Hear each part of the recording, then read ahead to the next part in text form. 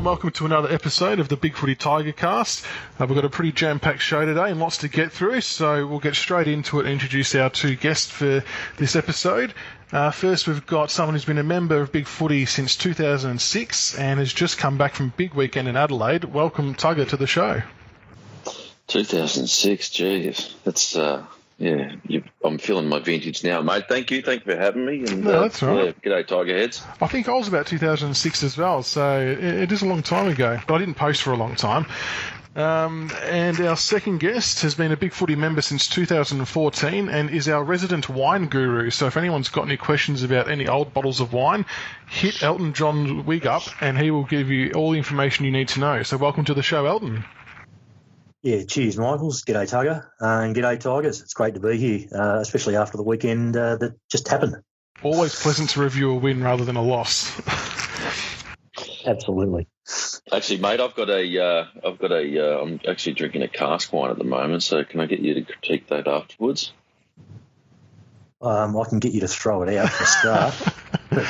I've seen your thoughts on cask wine on the Sweet FA. I'm actually drinking a South Australian beer at the moment, which was given to me by a Port Adelaide supporter on the Sunday after the game as payment. That's called West End Draft. No, it's Cooper's, but I think there might be an issue with it because it tastes a little salty. I'm just worried about what he's done to it. Oh, it could be his tears inside of it. I think that's what it is. All right, well, we'll kick off as we do with all new guests. We'll just find out a bit about yourselves and how you became a Richmond supporter. So I'll start with you, Tugga. How did you become a Richmond supporter? Mate, I actually remember it vividly, which was 40 years ago. I'm showing my age again for the second time in, 3 minutes. I'm 47. I remember vividly being a 7-year-old sitting in the lounge room of the family farmhouse up at Murchison in the beautiful Golden Valley. I sat down and said to myself, I'm going to vote for either Essendon, Carlton or Richmond. And for some bizarre reason, I just said I'm voting for Richmond from this day on. And I did. And I converted my mum, who was a Collingwood supporter. And cut a long story short, Saturday afternoons used to consist of her cooking casseroles to watch the footy replay on Saturday afternoons, and me sitting up on the bench with her marking in how many goals Michael Roach used to kick. So I remember it absolutely like it was yesterday. The pen would have got a fair workout with marking down how many goals Roachy was kicking. Yeah, lots and lots. And what about yourself, Elton? How did you become a Richmond supporter? I'm a pretty similar vintage to Tugga. I'm 46. I actually live in Tatura, so not too far from Merch at all. It's the next town along the road. Go the Doggies. Yes, yeah, they're not going too well this year, but anyway. My mum was a Collingwood supporter, Dad was an Essendon supporter, and I lived in the Collingwood zone. I grew up in Montmorency, the Diamond Valley League, and everyone was a bloody Collingwood supporter, and I don't know why, but it just used to shit me. And this bloke over the back fence, who ended up being my best mate till I was about sort of 10 or 11. He was a Tiger supporter, so I stuck with him to be too sort of out of the box from everyone else. Good times. No, that's fair enough. And I know I said it last week, but this is another two stories that have involved some kind of Collingwood connection. So it actually proves that we are a smarter breed because we didn't end up following Collingwood. So full marks to all the Richmond people out there who have followed the Tigers and not gone to the Pies. Well, we'll get straight into it's a bit of a new segment, so thanks to Sturge for putting this together for me. We're actually going to go through the standings for the Autopsy Player of the Year, which is the vote update after round 13. So this is after the Carlton match, not including, obviously, the Port game. So how we've done it is after all the votes have been lodged, we've put together all the voters, and a 5-4-3-2-1 is awarded based on who had the most votes for the game. So we'll only go through the top five. So as it stands now, in 5th place is Jack Riewoldt on 12 votes. In 4th place is Toby Nankervis on 13 votes. In 3rd place is Trent Cotchin on 30 votes. 2nd place is Alex Rance with 33 votes. And 1st place, which will be no surprise to anyone, is Dustin Martin on 43 votes. So very much a 3-horse race there, but I think those top three is a pretty accurate reflection of our year thus far with how well they've played and made such a good contribution to it. We'll move on to the roast and toast. So, Tugga, you've been assigned the roast for this week. What have you got for us? I've got a couple of really quick ones. I guess the first one that stands out is I'm going to roast Thomas Bugg for what he did just 1 week after what happened with Basher. It's not on, and just really poor form by him. The other roast is the Adelaide Oval bar outlets. Now, I arrived at Adelaide Oval about 20 minutes before first bounce, and was quite horrified to find out that we were sitting in a dry area. So we rocked up to the little caravan bar behind the scoreboard and decided that we'd try and pop down as many as we could before the first bounce. And the only beer that was being sold there was Hahn Super Dry. Now, I want to give a massive roast to the Adelaide Oval or the catering department for choosing Hahn Super Dry. Not on. Absolutely disgraceful. Lift your game. It's all about tourism over there. Just really, really disappointing. It is now, as I put in our PM, Port Adelaide are accepting mediocre football and mediocre beer now. So what would have been your beer of choice if you had to pick one to replace the Hahn? What would you have rathered? Well, I would have stuck with the South Australian beer. Certainly not West End, but I could have at least understood them selling it there. At least it's South Australian. But they could have had a nice Cooper's Green on tap there, just to pour into that wonderful plastic cup that we have to drink from at the footy. And to be perfectly honest, mate, after about 4, they all tasted the same. Yeah. They tasted fantastic after the final siren too. I can imagine. And fair call on the Thomas Bugg incident as well. So he has been referred directly to the tribunal. I know we'll touch on it a bit later when we go back over the Basher incident, but I would like to think he's looking at the same, if not more, based on the precedent that's been set. But anyway, we'll move on. So Elton John's wig, what was your toast for the round? Well, I'll do a quick toast first to a couple of champions that had milestone games. Obviously, Pendle's had his 250th. He seems to be almost like the Matrix, like he can just weave through traffic and make them look like they're standing still. He's an unbelievable footballer. I don't know if it's common knowledge that he's used his basketball background to is why he's so good with his spatial awareness. I don't know if it's been mentioned before. I thought I'd bring that up. Maybe 1 or 2 times over the journey. Yeah, and little Gazza, 300 games. Obviously a gun. He had big shoes to fill with his dad, so he's done pretty well. I'm not a massive fan of him personally, but you got to acknowledge it. My proper toast for the week is Brisbane. I thought that was a sensational win. On the road, captain out, no beams, 27 points down, in the last quarter, and they get up and win. The fact that it was Essendon was an absolute bonus.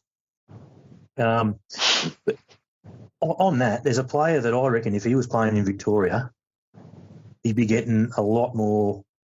He gets some acknowledgement, but he'd be getting a lot more than what he does, and that's Dane Zorko.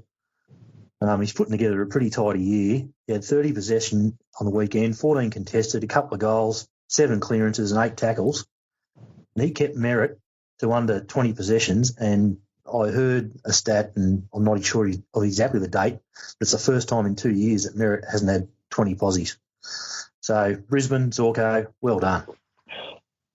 Yeah, that was a pretty good win. They're just actually showing the footage now on AFL 360, and for such a young group, that's a pretty character-building win, I reckon. Yeah, you've done your research, Elton. All I am here is complaining about the standard of beer at the footy, and you're reeling off those stats. So thanks, mate. Speaking about the beer at the footy, though, you do have to maybe just touch on a few other stories about your trip to Adelaide, because it did sound like you had a big one, Tugga. Well, it was really good, mate. Look, I don't know how many of our listeners have been over to Adelaide Oval before, but I absolutely strongly encourage to do it next year. No doubt we'll be drawn there to play at least one of the teams. I flew over on Saturday morning. Adelaide gets a bad rap from the rest of Australia, but honestly, it's actually quite a nice little city. It's fantastic food and wine, wonderful pubs around the in the CBD. Quick walk over the bridge to Adelaide Oval. The ground itself is a fantastic viewing ground. It really is like you're sitting there and you feel like you're almost out there on the ground with them. And look, the Port fans are fantastic. I've never had a problem with the Port Adelaide supporters. It was my 7th time over to Adelaide for a game. Crows fans are a little bit different, but Port fans, I sort of liken them a little bit to us. They know their footy, they're passionate, they're not afraid to dig their heels into their team or criticise the coach when they feel like it. But it was really good, fantastic. It wasn't actually a great game to watch, but I was pretty animated. I went with a Port mate. Never got told to sit down or shut up or anything like that.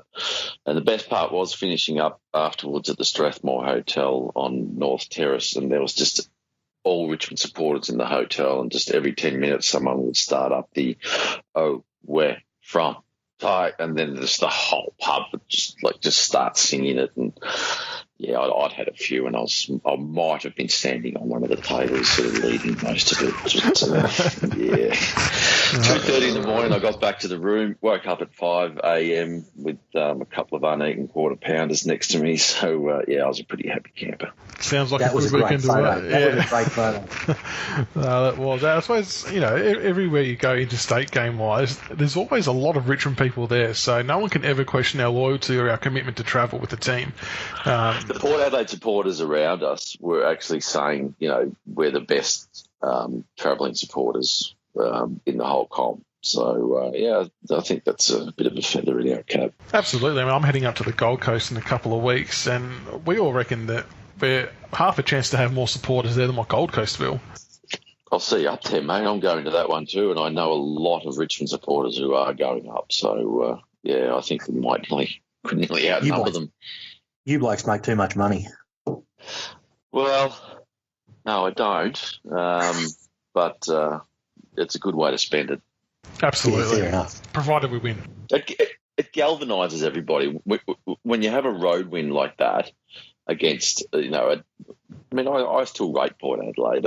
I know that they probably haven't beaten anyone, but they play a really good run and carry game. And, to have that sort of win over there when no one expected us to win, it just galvanises you. And, at the airport the next day, going through the security lineup, the amount of Richmond supporters, there are no words needed. You just look over, have a little bit of a wink, a bit of a smile, and they do it back. And it's just that's been a good weekend.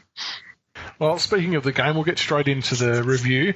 So Richmond won 11-10-76, defeated Port Adelaide 8-15-63 with a 13-point victory. I tipped 14 points in last week's podcast, so not a bad effort. But the exciting thing is that's put us into outright fourth position on 36 points. And I was saying at work today to some of the guys there that if you had told me at this stage of the season we'd be sitting outright fourth, I would have laughed at you. So the turnaround that the team's had in the space of this pre-season has been pretty exceptional. And I know there's a lot of Dimmer haters out there, but I think, credit does have to be given to him for firstly owning up to the fact that the game plan last year didn't work, and secondly, finding a game plan that suits our style that's put us into this position. Elton, what did you make of the game? Well, you're right. The run Tugga was just talking about Port's run and carry, and obviously we've got a team that's set up to do that now. And at half-time, the match thread was not a place to visit. No. I tell you, it was scary. There was some really, really upset people in there. I wasn't that disappointed because I wasn't expecting us to win, and I thought, a couple of goals down half-time, couple of goals down second half. That's a valiant effort or whatever.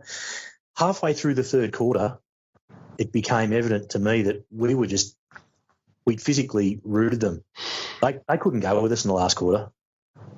I think it's a good point. The commentators made mention of that as well, that they just looked exhausted. And I think as soon as we got those 3 quick goals with Stengel, Rioli and Martin, that kind of just took the wind out of their sails, and we just looked like we're running on top of the ground really well after that. So I'm not sure if we did anything different in terms of pre-season. But the second half of the third quarter was pretty solid. Were there any standout players for you? Look, I'm not going to talk about Martin because you don't have to. Obviously, the Rance battle was interesting. It was an interesting tactic that obviously really he got the shits up in the first half. It was clever. I wasn't enjoying it, but he was unbelievable in the second half, and something Roger Dangerfield said last week, or the week before, sort of stuck with me. We just got to sit back and enjoy that bloke because he's a freak, but the whole back six now is working as an unbelievable unit. And in the second half, for Rance to let go of Dixon and trust that was going to get looked after, that changed our back six. For me, Lambert, I'm going to be. I apologise, Lambert. I'm sorry, I was wrong. I've sputtered him for a couple of years, haven't rated him. He had 10 tackles. Other people have better games. Other people have worse games. He is bloody consistent now, and I reckon he'd be one of the first on the whiteboard every week. Yeah, I think that's a great call. Is he the best Lambert that's ever played for the club, Elton? Given that Craig Lambert was such a good player. Sorry, I was thinking about the best game. Sorry, you got me. Yeah, but I've got to admit that I was wrong about him. He's been really good and he's important. It allows the other people to have bad games. Especially his shutdown work as well. So not only is he finding the ball himself and hitting the scoreboard as well occasionally, but he's doing a really good job at putting some good solid work into the other team's best player each week, which largely goes unnoticed, to be honest. And some weeks he might only get 15, 20 touches and people are calling for his head, but it's what did he do to stop the other team's best player getting possessions and become damaging. And sometimes that gets overlooked a little bit. But Tugga, what about yourself? What did you make of the game and what were your highlights? Look, I really liked how it's been well documented that Richmond are the best turnover, the best forces of turnovers in our forward 50 in the comp this year. But I really liked how we forced turnovers in defensive 50. And then when that happened, the players would just run in a wave and just like gut run. And we'd get the ball out wide and then we'd go into the corridor because we had so many options because so many blokes but were told to with the game plan to run. And it opened up our forward line and it was just so refreshing to see blokes just working so hard in that aspect. I really enjoyed the midfield battle. And for once, I enjoyed our kicking for goal. And it was good to see another team actually suffer the yips as well. Our kicking for goal this year has been absolutely horrible, but I think at one stage we had 7 set shots for goal in a row and kicked them all. So, they were my observations, looking through the beer goggles, looking through the old Hahn Super Dry beer goggles. My standout player actually... and I reckon he's been really, really quiet the last month. But Toby Nankervis absolutely decided that he was going to get us over the line and, to combat. I mean, Ryder had a pretty good game, but to combat him and Dixon and just do it all by himself after 4, I think, pretty ordinary weeks after a fantastic start to the year, I take my hat off to Big Nank the Tank. And the other player for me that stood out, particularly later in the game, was Menadue. His run was excellent to watch. So I know he's been pretty maligned as well on our board, but it just seems like he's backing himself as the weeks go on, and it kind of felt like that we're trying to get the ball into his hand as much as possible later in the game because he just had all the run. He was breaking lines, and his delivery by foot's pretty good. So I know that when we did draft him, his size wasn't the greatest, but we were always told from the outset that he was going to be a 3-year player. And I think we're starting to see the reward from that now. The other player I want to mention as well is it's probably two players that looked after him, but Grimes and McIntosh I thought did a great job on Robbie Gray. So he's been another player that's been in pretty red-hot form over the last few weeks. And I know he had 4 shots at goal and kicked 1 goal 3, but we weren't really allowing him to have those easy shots at goal or take those easy marks inside 50. And like you said, Elton, it's just become a whole back six thing as opposed to individuals looking after their own player. They're working really well as a unit, and I think that's been a massive, massive factor for us this year. Just on K-Mac, I love him because he's really big and he's bloody physical. Like, he's a unit. But Christ almighty, he can butcher it. I mean, I love him and I want him in the side, but sometimes it's like the early days of Rance, I just hold my breath. Yeah, if he's got a free target, he's usually pretty good, but if he's having to hit someone that's under a bit of pressure, it does get a bit nervy there. The other one that's I think he's improved massively in the last probably 6 or 7 weeks in that area, because I've been the same as you, Elton. I probably haven't rated him until this year. I actually always thought that he was a bit too mechanical, butchered it by foot. But I tell you what, this year has been a massive player for us. He has been good, and just his tank to be able to run all day as well is such a big asset to have. We'll finish off. I found a couple of posts in the autopsy thread that was largely pretty amusing. There's a couple of good ones in there. The first one was from Go Tigers 2015, which was the win was manifestly inadequate. Well, that's and the second, gold, yeah, no, that was good. I think they had about 30 or 40 likes, so I think the Tiger Army liked that one. And the second one from Rancy Pants was Menadue is beginning to believe, which I think is so true. And if he can really come on and find that consistency for all of his games, he's going to be such an asset in the back half of the year. We'll move on to a few topics to discuss. Last week when we spoke about the Basher Houli incident, we obviously recorded on Tuesday, which was prior to knowing that the AFL had appealed the decision. So now that that's taken place, Tugga, I'll get your thoughts on the AFL appealing it. How do you think, do you think they had good grounds to do it? And what do you think of the new outcome of the 4-week suspension? Look, I think at the time we were all a little bit defensive. The funny thing is, I think we all got a very tiny, and I do say this, like a very tiny perspective of where Essendon supporters stood over the drug saga. When you find that the rest of the comp is against you, it's only a natural defence mechanism to go into bat for your own team. And I can kind of understand the Essendon supporters' stance now, even though I still disagree with it. But it really was 17 clubs and the AFL onto one club last week.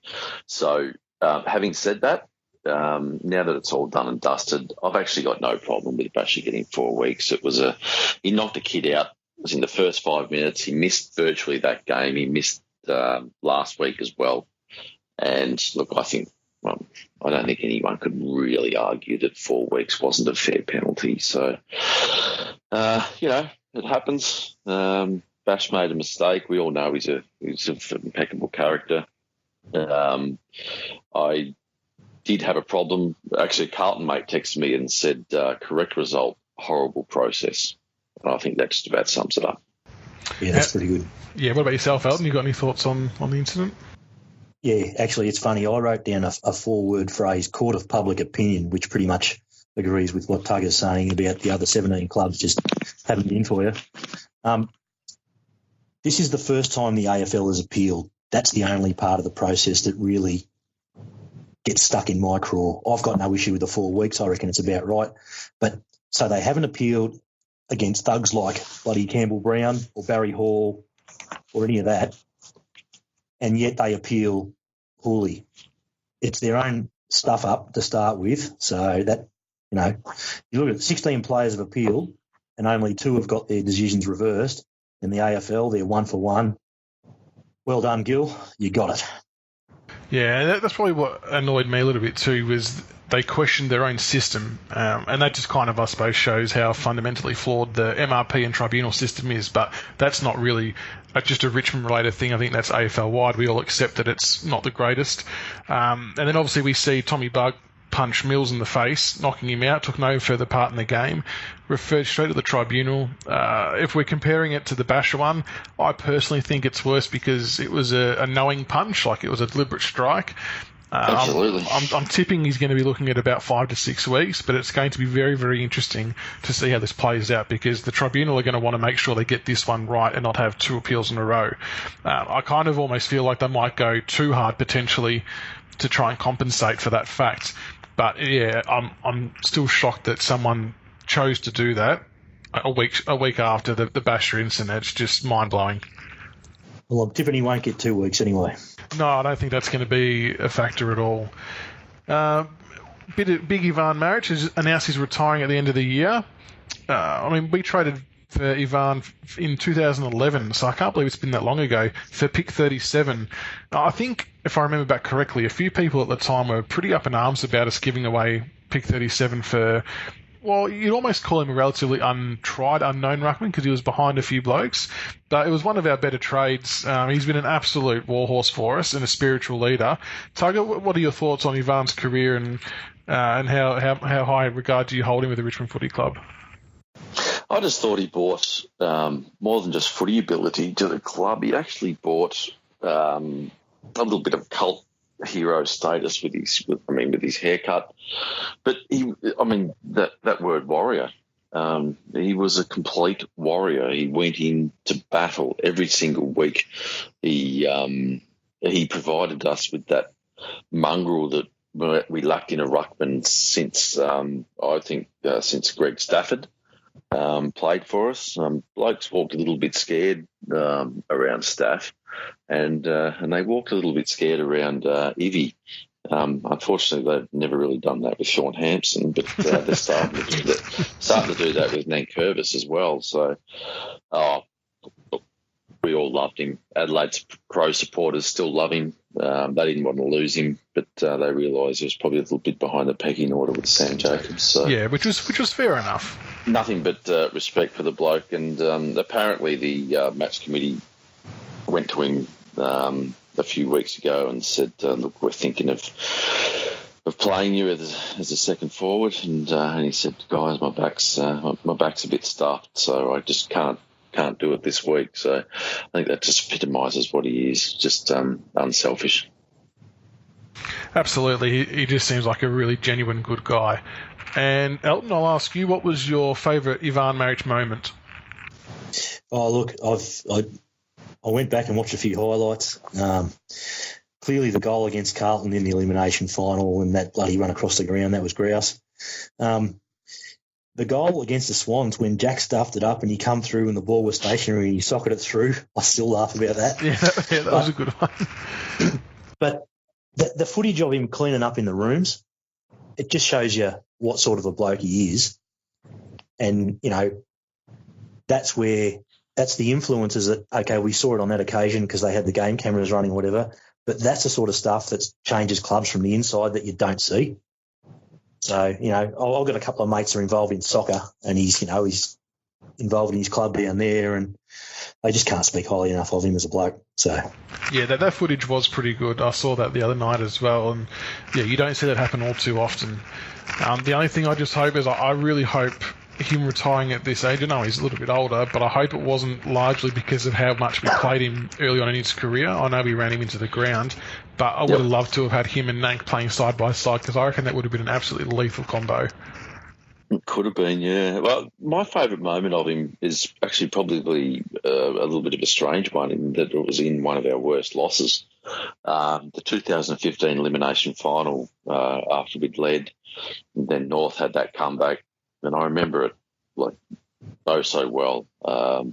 Late in the last quarter, North were 9 points up. It was just after that horrible non-holding the ball decision when Shane Edwards tackled Todd Goldstein. And Ivy just snapped that goal to put us 3 points down with about 4 minutes left. And the crowd absolutely went psycho. And I just thought, Ivy, you absolute friggin' warrior, like you throwing yourself in, and And, that just epitomised him. Just did whatever he could. He definitely loves the big moment, Big Ivy. I found a couple of posts from the thread dedicated to him, so I'll read out a couple. This one from Kays, all the best, Ivan. We'll never forget the mullet. And no one's going to ever forget that mullet. That was outstanding. And another one from RFC Tiger Army. The goal against Carlton in the elimination final is something I'll never forget. And I think a lot of us will always remember that. The noise that generated was just scary. It was you can't forget something like that. But all the best. You know those ads, those with the NAB little mini legends. Oh, the kids. He even got a gig on that because of his mullet. Absolutely, it was a centerpiece, really. It was horrible as it might have looked at some stages. It was him. That's just who he was. But we do wish Ivy all the best, and I hope he does go on to coaching or something like that, whether it's with us or elsewhere. But I think as a club we'd be crazy to get rid of him because he just oozes leadership and class. And he obviously, in his retirement speech, had a real close connection with those other ruckmen, and if he can pass on half of his knowledge to them, we'll be better off for it. We'll push on and go through some VFL results. So the VFL team's doing quite well this year, actually. Richmond 12-880 defeated Essendon 10-14-74, which has now put us up in 5th position on the ladder on 24 points, and we're only 0.10% off 4th place. I think I read somewhere today that since being a standalone team, we haven't made finals yet, so the boys are off to a really good start. And I think a lot of that comes down to a game plan filtering down to both teams instead of having one for the VFL, one for the AFL, and then nothing really aligns when the players move up and down. Richmond listed goal kickers. Garthwaite kicked 2 with his first real shot down forward, so hopefully we see more of that. Graham, Chol, Hunt all with 1 each. And the best for Richmond were Hunt, Miles, Broad, Batchelor, Townsend and Garthwaite. I just want to touch on Miles, who had another outstanding game, 37 disposals, 16 contested and 7 tackles. Is there room in the side for him, Tugga? Well, my information is that he's been told that there just has to be a spot that opens up for him, and he needs to be playing well and be ready when it does. And we've seen that twice this year when he's been recalled. Hasn't made much of an impact in his couple of games this year. Is there a spot? I don't know. With our current game plan, I'm just not sure whether there is a spot. But, I mean, you could do a hell of a lot worse than a bloke that's averaging 35 touches in the twos. I'm not sure whether he can do too much more. I'm an Anthony Miles fan. I like the way he goes about it. Is there a spot for him right at the moment? The simple answer to that is no, not right at the moment. Fair enough. And Elton, I'll ask you about this one. Jack Graham, he's worked his way back into the side after injury. On the weekend, he had 1 goal, 15 disposals and 8 tackles. He could be a steal of the draft from last year. I just wrote that. Look, obviously there are players that drop due to injury concerns or whatever, and it sounded like a pretty serious issue he had. But I love him. I've loved him since before we drafted him. I can see him playing a few games towards the back end of the year, whether he pushes someone else out or whether it's just to get a taste in a couple of select games. I'm not sure, but I want to go the slows on him a little bit just because he's 2 games back. We don't want to fry him, but I definitely think long term, we might have got one. Yeah, fingers crossed. He's just got the size already as well, which is really impressive. And I watched the 18s championship quite closely that year, and he was outstanding for South Australia. So to get someone like that in your team is a good get, and he'll eventually work his way into it. But it's just good to see him getting some possessions down in the reserves, and 8 tackles. I mean, that's a massive standout for me as well. We'll move on to. Go on. I've got a quick question about the VFL and about our first team. I love what we're doing. I'm not knocking any of it. My concern is come the pointy end of the season, not having a second tall, I reckon, is a massive issue. What are people's thoughts on Garthwaite playing forward? Are they doing that to maybe groom him to try him out in a couple of weeks' time? I can't see, because he was going. There's absolutely no doubt they're doing that, mate. He's been playing defence all year. In the last couple of weeks, they've put him down forward. And, I I absolutely agree with you. I think that's exactly what they're trying to do, just to see whether he can cut it in case we really need him. Because I mean, let's face it, Muddy Child's a mile off, and I mean, I don't think he's ever going to make it. So good call. Neil Baum actually said at one of the pre-game functions for the Port Adelaide game that apparently Griffiths is about 2 weeks away. They're just being obviously ultra cautious with him. But then a guy at my work, who's actually Todd Elton's brother, said that he had heard that even when Griffiths is still running, he's still getting some dizziness. So I'm not sure where he sits, but personally, I mean, his health obviously comes first, and I think he's only really one knock away from having to sort of pull the pin altogether, which would be sad. But they do have to be extremely careful. So no doubt Garthwaite is 100% a backup plan. He was a forward as a junior, so it's not completely unnatural for him. It's just getting him used to our structures and our way. But I think 2 goals for his first crack at it is a good return, and it'll be interesting to see if he can back it up again this week. We'll move on to Fire Away. So we are using a question that was done previously from Stevie Tigers. So I'll start with you, Elton. What was your best and worst memory as a Richmond supporter? Well, living in country Vic and with a young family, that I don't get down much anymore. But my best and worst are the same day. Waiting for years to get back in the finals. I will never, ever forget the noise when we ran out on the ground in the elimination final against Carlton and dominating, and we should have been miles more up a quarter time. But got to half-time and I just thought, I can't believe this. We're going to bloody win a game. This is going to be unbelievable. And then the worst memory was the second half, and I'm trying to wipe it from my mind, but I just can't. Yeah, I think there's a few of us in that same boat. What about yourself, Tugga? What was your best and worst memory? Best moment, given that I was only 10 when we won the 80 grand final and couldn't really fully appreciate it. 95 semi-final against Essendon, Matty Knights with those goals bouncing down the wing, and I remember it being a lovely, 22-degree September day, and beating Essendon in front of, I don't know how many was there, 90,000 or something like that, to get into to win a final. Easily the best day, which is pretty sad, really, considering probably most other supporters could reel off grand finals. But worst day, the day we played Geelong and we lost by about 160 points. I was actually on a flight, a Virgin Blue they were back then, from Melbourne to Perth. And it was when they had Foxtel Live on board. And I boarded the flight in Melbourne just as the game started. Swiped my credit card for the $4.95, or you can watch for the whole thing, and watched the Richmond Geelong game where Geelong beat us by 157. Couldn't order Bundy and Cokes fast enough, and it was probably the only time that I've actually wished that the captain nosedived the plane into the Nullarbor. It was excruciating. Could have almost broken Booney's record. Well, for a 3.5-hour flight, given that Booney had 52 cans, I reckon I fell probably about 45 short, which was still a good nudge. No, that's not a bad effort. And the other question I've got was one that I had for you guys. So I'll start with you, Elton. Who do you think was our biggest draft mistake? Oh, man, this has been going down the rabbit hole. I had a good look around. There's plenty to choose from, but I just can't go past 2005. The whole draft was a bloody disaster, bar Matty White in the pre-season draft. But to take Jared Oakley-Nichols at pick 8, I know times were tough, we didn't have much money, but picking a bloke that they'd never seen play live, I just, and the funny thing is back then I was actually living down in Melbourne, and I went out and watched Kobu a couple of times, and the bloke was scared of his own shadow, and it was like watching a train wreck. So for me, it was him. I don't think you'll get too many arguments with that one. What about yourself, Tugga?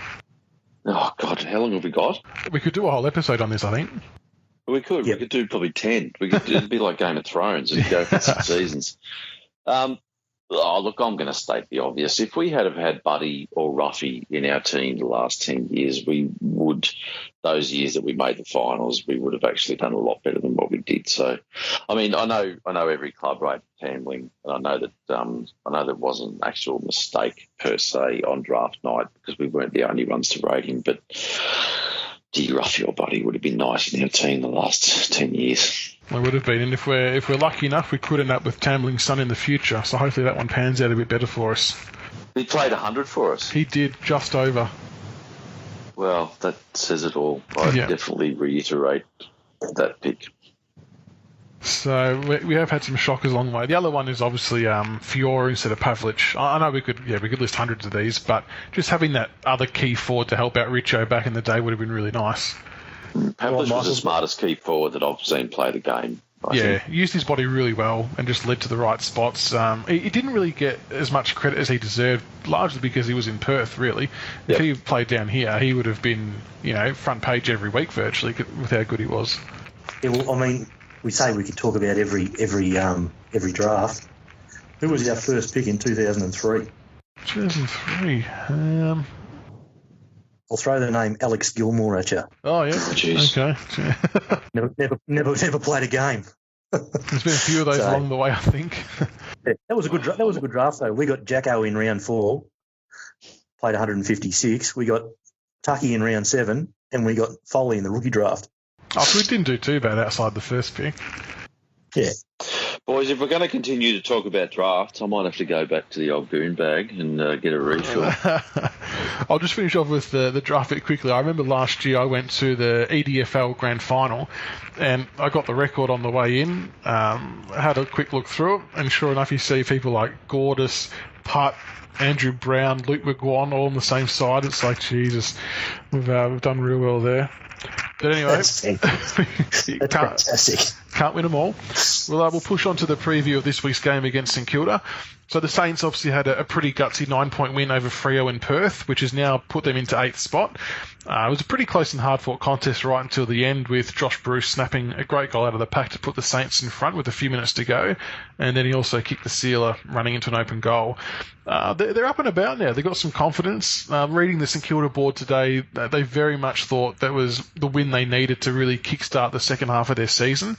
What do you think they've got in store for us this week, Tugga? I'm a little bit concerned about this game, actually.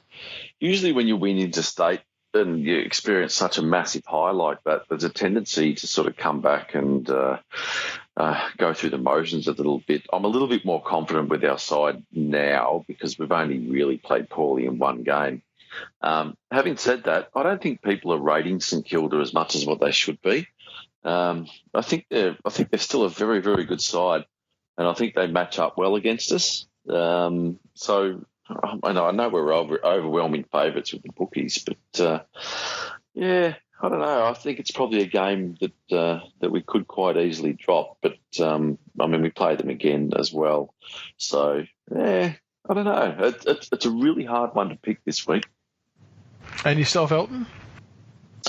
I sort of think of them as a better version of North, from the point of view that they've got no real superstars. I discount Rui because he's 108.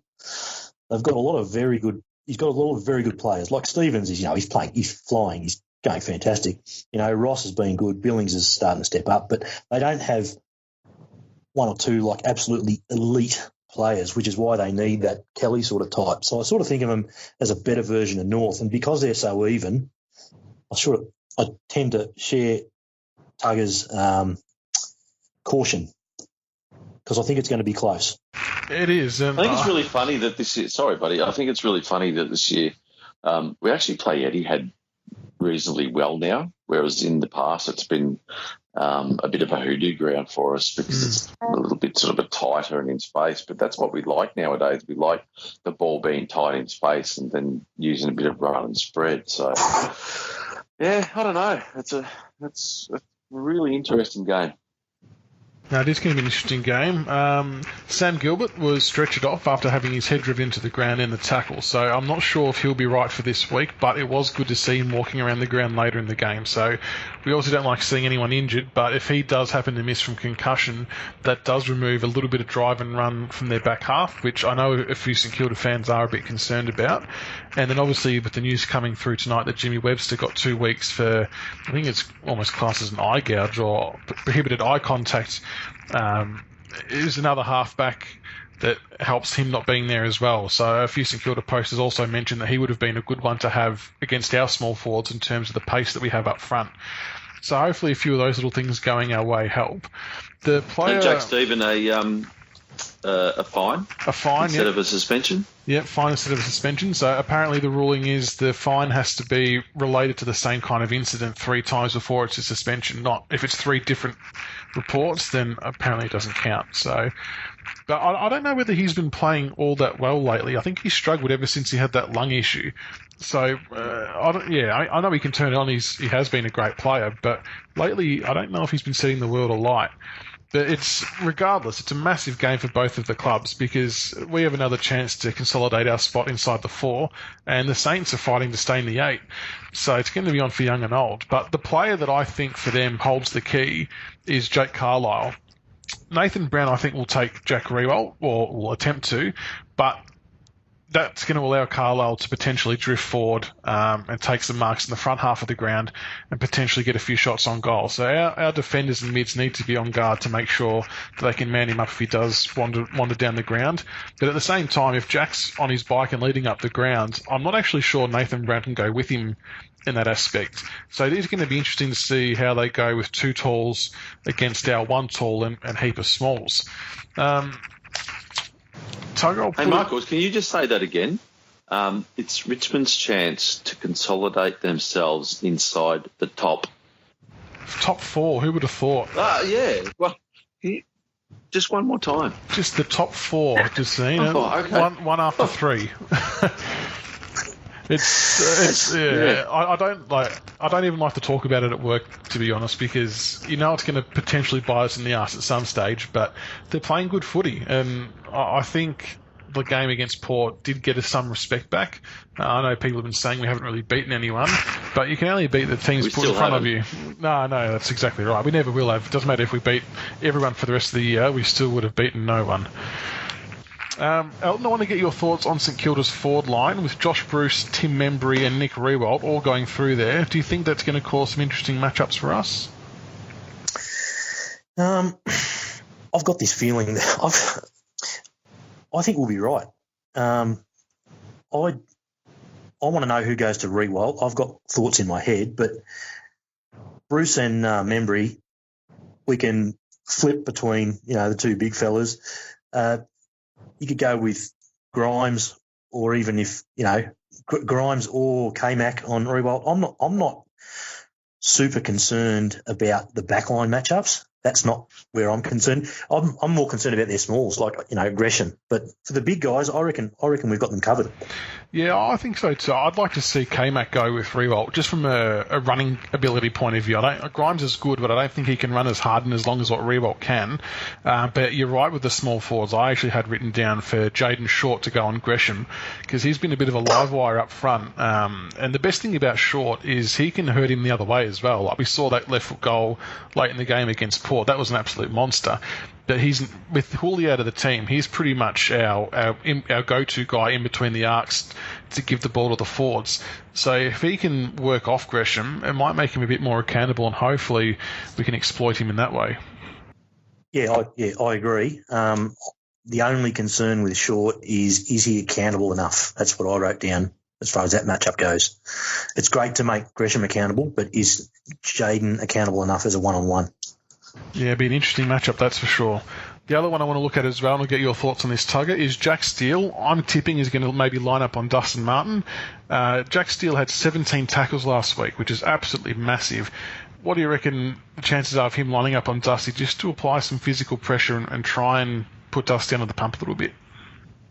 Well, Steele had to do something because he was dropped 2 weeks ago, so he needed a response. I mean, I didn't realise he had 17 tackles. That's actually very impressive. So I mean, there's been a shift away from tagging players this year. The teams that have been playing the Adelaide Crows seem to have sorted Rory Sloane out. I just don't see how you can leave Dusty running around doing what he does. I mean, I think they have to try something. And I think Jack Steele's probably as good as any option that St Kilda have. But having said that, good luck, Jack. All the best, mate. I think if he does pay close attention to him, Dusty might have to break his own record of 8 broken tackles. Well, wouldn't it be funny to see Steele go from 17 tackles to none? Well, he's a hard man to tackle, Dusty, so that could happen. And do you think our small forwards are going to be our biggest strength against their defenders? I know each week we often talk about the need for that second tall, and we only really say it because there's a lot of times during games where we just bomb it straight in, and if Jack's not there to try and contest, it just gets cut off. And the same thing will happen again this week, no doubt. But if we do lower our eyes, do you think our small forwards is going to be a massive weapon for us against their defenders? We must lower our eyes because if it turns into another Sydney game with Rampy and Grundy just taking intercept marks and uncontested marks inside our forward 50, we will actually lose. So we definitely need to lower our eyes a little bit and look for lead-up hit-ups from our small forwards. That seemed to be the biggest change for me in the third and fourth quarter against Port. Once we did that and kicked to the guys in space, we were almost unstoppable, and we just got easy shots on goal. And it's not rocket science, but at the same time, I think because they've trained a certain way for so long in pre-season, it is hard for them to then just change it and try and do that consistently. But they're getting better at it, and hopefully they can see the reward for effort they get when they do lower their eyes. Elton, what possible changes do you think we might have this week? Look, I'd be tempted to give Houli a rest myself. I know he kicked that goal, but the three, and I know, they're talking now about rotating through the small forwards, and Bolton's had a rest. I think Houli could do with a freshen. Bar that, I'd be pretty happy with what we've got. Yeah, I agree. What about yourself, Tugga? I understand what you're saying, Elton, regarding Houli, but I'd never have him out of the side. I just think he's one of those types of kids that applies too much pressure up forward. I do agree he's probably run out of a little bit of legs, and I wouldn't be totally against him having a 1 week rest, but I'd leave him in just for what he brings. I was impressed with Stengel. I think he's got some real ability. He's not as defensively good as Houli or Bolton. Look, I'd probably go in unchanged. Yeah, fair enough. I did like Stengel's game, actually. Just the composure to kick that goal as his first goal in AFL at such a crucial moment was such a big thing for such a young kid. And full credit to him, and even that bit of play on the half-forward line where he dodged 3 tacklers and got the ball forward to the next player. He just has a lot of footy smarts about him. But you're right, I don't think he has that defensive chasing aspect, but hopefully we can make up for that with the other smalls running around. But for me, it's just nice that we've got competition for small spots for once. Like, we've never had that in the last, close to 10 to 15 years, really. It's just, we had Cracker and Nahas and all that kind of stuff, but we haven't had guys of this quality for a long time. Well, I know a lot of the supporters around me were saying to themselves whenever Stengel got the ball that he was in their Indigenous Academy. Oh, okay. And a lot of the reactions that they were getting was like, well, why did we let him go? Like, this kid can play. And it's like, well, I mean, you can't draft everybody. Yeah, exactly. Eventually they just slip, and it happens. Now, that could be another tick to our recruiters, which is good. And we'll finish off with a prediction. So, Tugga, your prediction and a margin for the game? Oh, well, given that I'm very much a half-glass empty kind of type, that I've followed this club for 40 years, I was really tempted to actually pick St Kilda, because when I actually place a bet against Richmond usually win. Oh, I like that. So, yeah. Look, I'm not going to do it because it's a podcast, because we're all Tiger family, and because I'll probably cop a bit of rubbish if I do. But I think it'll be close. I actually think we're going to win a cliffhanger for once this year. I'm going to pick Richmond by 3 points, and I think it'll be a goal in the last 50 seconds. And I'm tipping one of our small forwards, perhaps Dan Butler, could do it. Hopefully it's not Castagna after some of the shocking misses that he had running into open goal. That last one was just horrible. He had so it was many right options. next to me. It was right near me. I was actually standing up on the seat, ready to turn around and probably do a little bit of a love tap to most of the Port supporters, and he missed, and I was told to sit down, and I did. And what about yourself, Elton? A prediction for the game and margin? I'm probably a little bit more positive than Tugga. I think it will be close. Hard, No. But question, if you're saying if we go up by 3 points with 50 seconds left, this time we're going to send people back, aren't we? I reckon we'll win by 3 to 4 goals. Yeah, I'm kind of the same opinion. I'm going to put us down for about 27 points. I just think that the class we have all over the ground is going to be far too good, and our back six are just exceptional. I just don't know if they're going to have the ability to kick that winning score, because from all reports, Nick Riewold's on one leg and is really only playing because of the occasion of the match, and full respect to him for doing so. I just think our rebound from halfback is going to cause them some headaches, and provided we lower our eyes, I think we can hopefully get away with about 27-point margin.